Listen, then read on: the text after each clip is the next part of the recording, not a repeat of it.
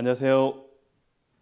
9월 6일 월요일 새벽입니다. 하나님의 은혜가 이 시간 우리와 함께 하시길 간절히 소망합니다.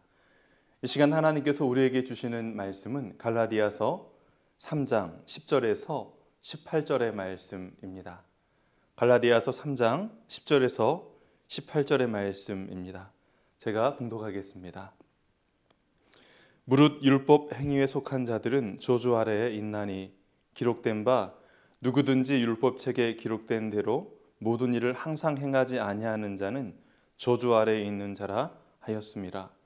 또 하나님 앞에서 아무도 율법으로 말미암아 의롭게 되지 못할 것이 분명하니 이는 의인은 믿음으로 살리라 하였습니다. 율법은 믿음에서 난 것이 아니니 율법을 행하는 자는 그 가운데서 살리라 하였느니라. 그리스도께서 우리를 위하여 저주를 받은 바 되사 율법의 저주에서 우리를 속량하셨으니 기록된 바 나무에 달린 자마다 저주 아래에 있는 자라 하였습니다. 이는 그리스도 예수 안에서 아브라함의 복이 이방인에게 미치게 하고 또 우리로 하여금 믿음으로 말미암아 성령의 약속을 받게 하려 함이라.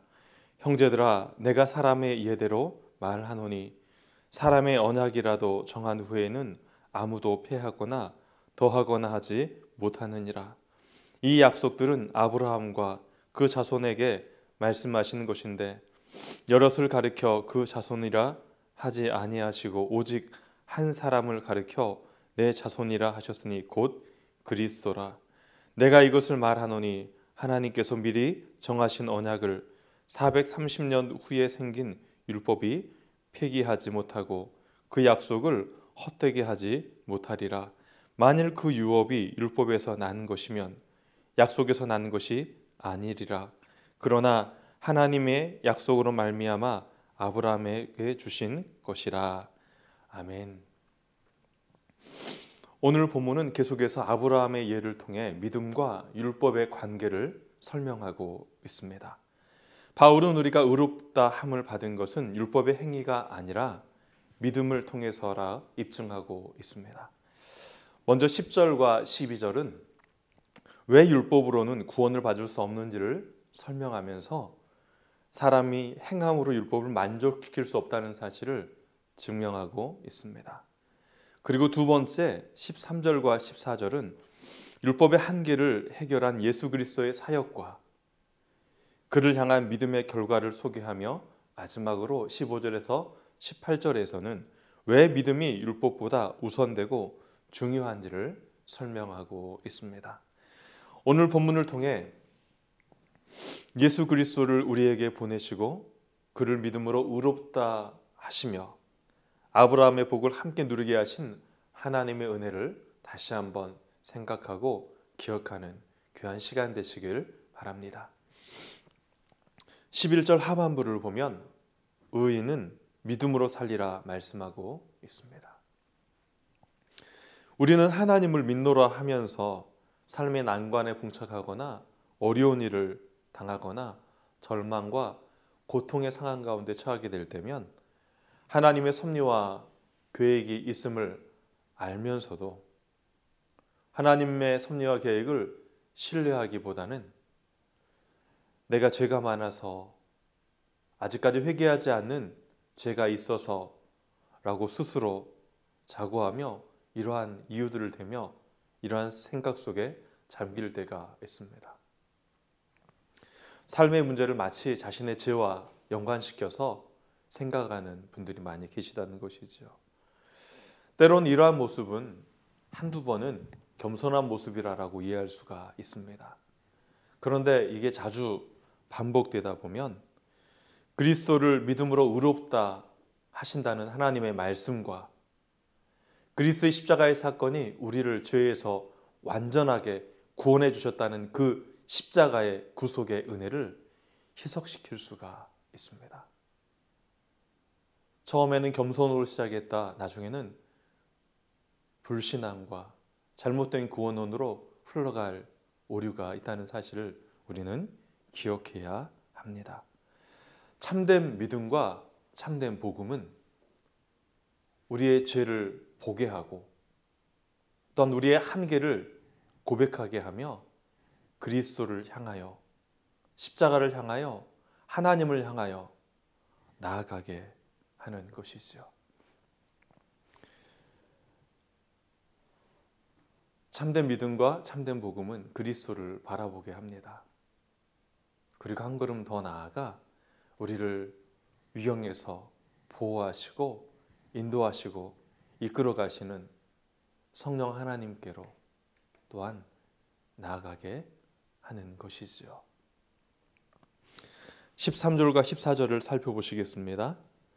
그리스도께서 우리를 위하여 저주를 받은 바 되사 율법의 저주에서 우리를 속량하셨으며 이는 그리스도 예수 안에서 아브라함의 복이 이방인에게 미치게 하고 또 우리로 하여금 믿음으로 말미암아 성령의 약속을 받게 하려 함이라.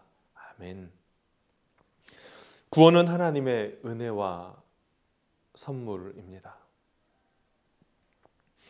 그리스도께서 오신 것은 율법의 저주에서 우리를 속량하기 위함이요 아브라함의 복이 이방인에게도 미치도록 하기 위함이며 믿음으로 구원의 약속을 이루시기 위함입니다.